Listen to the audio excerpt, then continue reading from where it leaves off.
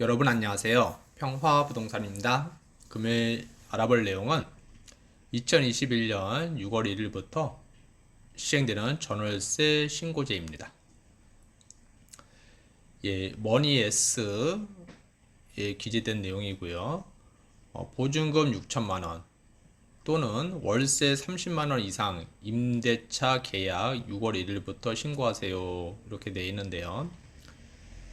보증금이 6천만 원 이상이거나 월세가 30만 원 이상이면은 임대차 계약, 전세 또는 월세를 얘기하죠.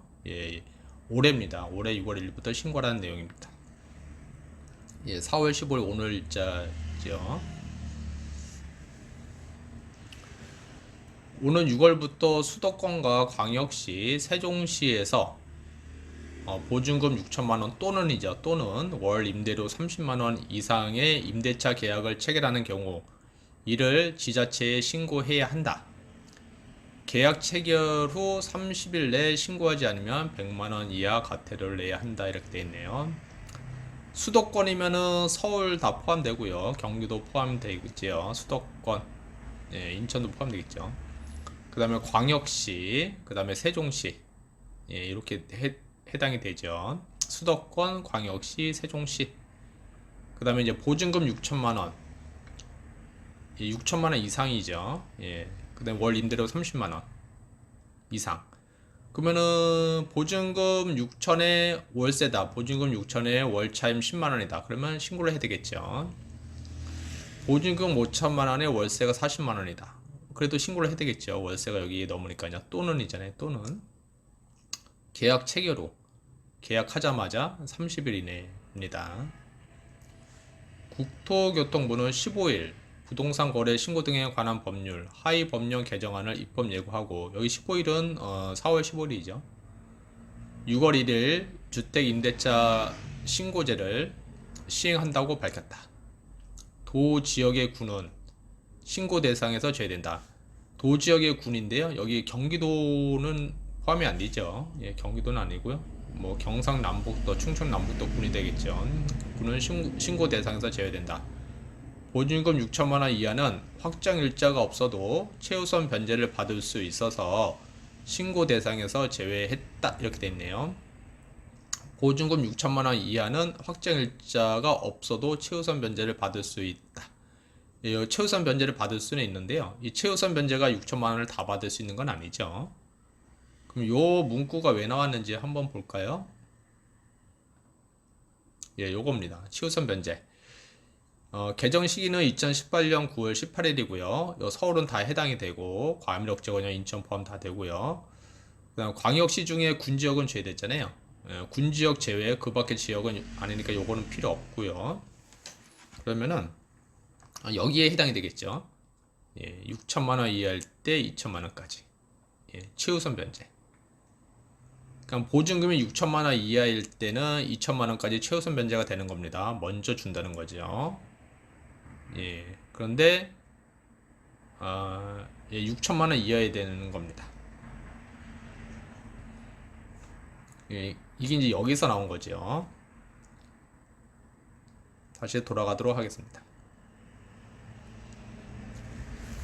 그래서 보증금 6천만 원 이하는 확정 일자가 없어도 최우선 변제를 받을 수 있다.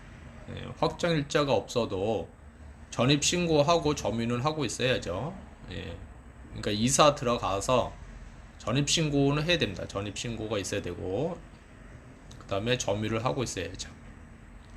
신규나 갱신 계약 모두 신고해야 하며, 갱신 계약, 갱신 계약, 무시적 갱신은 아니죠. 신규나 갱신 계약 모두 신고해야 하며, 다만 계약 금액의 변동이 없는 갱신, 계약금의 변동이 없는 갱신 계약은 신고하지 않아도 된다. 무시적 갱신, 법정 갱신이라고 하는데요. 그때도 이제 계약 금액의 변동이 없죠. 그때는 신고하지 않아도 되고요. 신고 항목은 임대인, 임차인의 인적 사항, 임대주택의 주소와 면적 등 정보, 계약 기간, 임대료 등이다.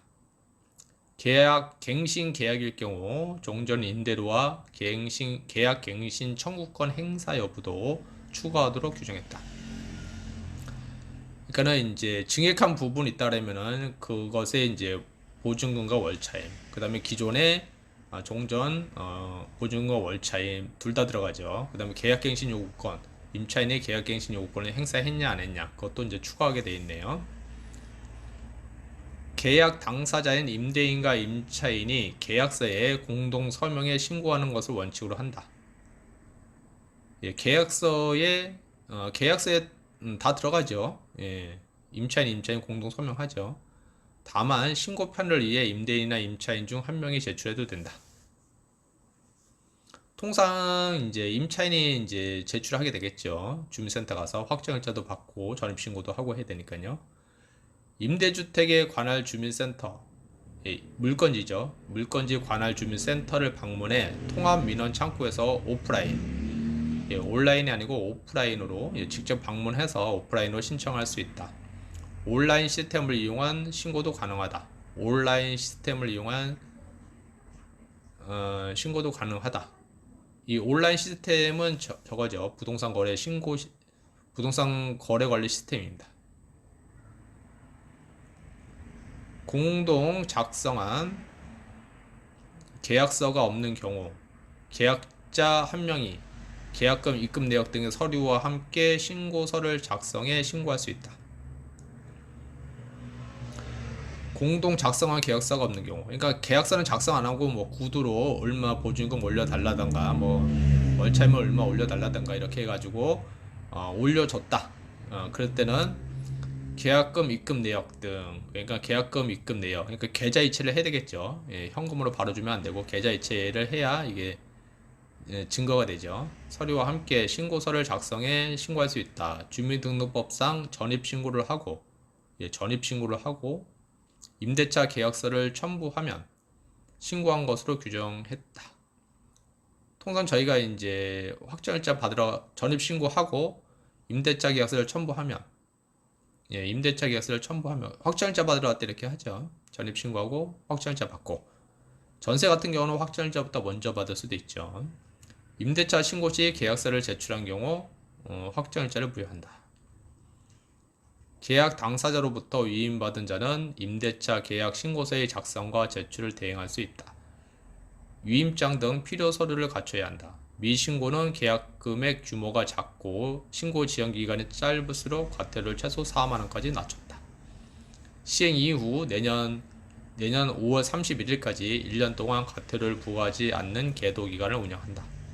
김수상 국토부 주택토지실장은 신고에 따른 국민 불편을 해소하기 위해 비대면 신고 처리가 가능하도록 차질 없이 준비하고 있다. 비대면 신고 처리. 비대면 신고 처리, 요즘 코로나 때문에 비대면 신고 처리가 중요하겠네요. 비대면 신고 처리. 다른 기사를 또 하나 보도록 하겠습니다. 요거는 이제 한국경제에서 나온 건데요. 이제 오늘이요. 임대소득 과세 하나 전월세 신고자 일문일답 이렇게 돼 있고요. 여기 이제 보시면은 임대차 신고제 대상 주택은 그런데요. 임대차 계획을 체결한 주거용 건물 주택으로서 아파트 다세대 등 주택하고 준주택, 비주택 다 해당이 됩니다. 준주택은 고시원, 기숙사, 고시원이나 기숙사에 해당하시는 분들 다 되고요. 그 다음에 비주택, 공장이나 상가에 딸려있는 주택 있잖아요. 거기도 되고 판잣집도 되고. 근데 아까와 같이 보증금 6천만원 이상 또는 월차임 30만원 이상이 돼야 되겠죠. 어떻게 신고해야 하나 이렇게 돼 있고, 주민센터 가서 신고하면 되죠. 읍면동 주민센터 가서 신고하면 되고요. 여기 나오죠. 부동산 거래 관리 시스템. 부동산 거래 관리 시스템 사이트에 접속하면 된다. 그럼 부동산 거래 관리 시스템을 한번 볼까요?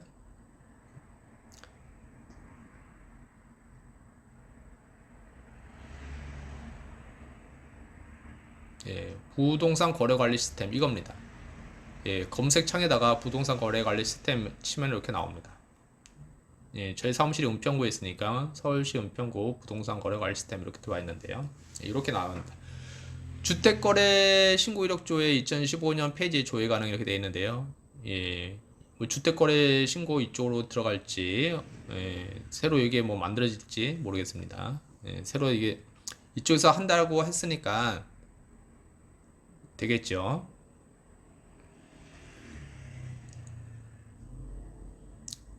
예, 다시 돌아가겠습니다. 계약서가 꼭 있어야 하나. 예, 계약서가 꼭 없더라도 입증 서류가 있으면 신고가 가능하다고 돼 있고, 예, 입금 내역 그게 있어야죠. 통장 입금 내역. 과태료를 부과를 유예한 이유는, 예, 과태료를 부과를 유예한 이유는 여기 나오죠. 일반 국민들의 적응 기간, 임대차 계약이 통상 2년 단위로 이루어지고 있는 점 등을 감안해 1년간 유예했다. 됐고요. 신고 데이터 공개 시점은 언제인가? 예, 최소 4월 5개월 정도 걸린다는 거고요. 공개되는 데이터는 어떤 내용을 포함하나? 현재 전체 임차 가구의 30% 정도가 확정일자를 부여받고 있으며 신고제를 통해 현재보다 많은 데이터를 수집할 것으로 예상한다. 현재 확정일자 정보를 토대로 계약 금액, 계약일, 층수를 공개 중이나 신고제로 계약 기간, 신규 갱신 계약 여부, 기존 계약 대비 임대료 증감액 등의 데이터를 추가로 확보할 예정이다. 이를 토대로 지역별 시점별 임대 물건 예상 물량, 지역별 계약 갱신율, 임대료 증감률 등을 공개할 수 있을 것으로 예상한다. 예, 그러니까 이런 거를 파악하기 위해서 그런 거죠. 다시 한번 보면요. 지역별 시점별 임대 물건이 얼마나 나올 것인가? 또는 이제 지역별 계약 갱신율, 계약 갱신이 얼마나 되는가? 임대료 증감이 얼마나 되는가? 이런 거를 이제 알 수 있다는 거죠. 임대차 신고제 추진이 표준 임대료 등 임대료 규제 도입을 위한 준비 작업은 아닌가? 임대료 규제 도입은 아니다라고 돼 있죠. 아니다. 임대료 규제는 아니다. 임대차 신고 정보가 임대소득 과세 정보로 활용되나? 임대소득 과세 정보로 활용되나? 예. 임대차 신고제는 임대소득 과세와는 전혀 관계가 없다. 임대소득 과세와는 전혀 관계가 없으며 신고제 정보를 과세 자료로 활용하고자 하는 계획도 없다. 이렇게 돼 있죠. 예, 그래서 이제 올해 6월 1일부터 임대소득 전월세, 예, 전월세 이제 신고를 해야 된다는 거, 예, 이렇게 알고 계시면 되고요. 예, 오늘은 여기까지고요. 구독 및 알람 버튼을 누르시면은 제 평화부동산에서 올리는 물건을 바로바로 확인할 수 있습니다. 네, 다음에 또 뵙도록 하겠습니다.